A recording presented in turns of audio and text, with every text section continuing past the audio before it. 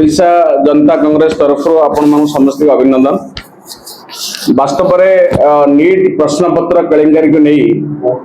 जो देश तमाम जो प्रतिक्रिया प्रकाश पाई से संपर्क में दलर आभिमुख्य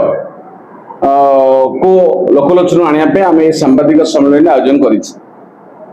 वास्तव में नीट प्रश्नपत्र केलेंकारी एक नुआ प्रसंग नुहे भारत वर्ष कारण आम देखी आस 2015 मसीह ये नीट प्रश्नपत्र केलेंकारी बारंबार घटी 2015 2016 भी 2021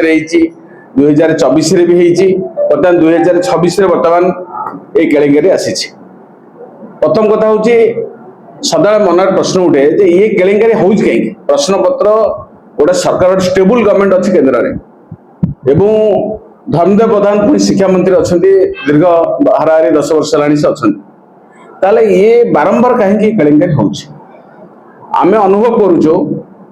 जे ये केलेंकारी पछरे गोटे बड़ सिंडिकेट काम करुच जो 2017 मसीह जो नेशनल टेस्टिंग एजेंसी कले परीक्षा को नीट परीक्षा को सुचारू रूपे और स्वच्छतार सहित प्रतिवाद करने ये अनुष्ठान एपर्यंत तार सठिक भाव शिक्षा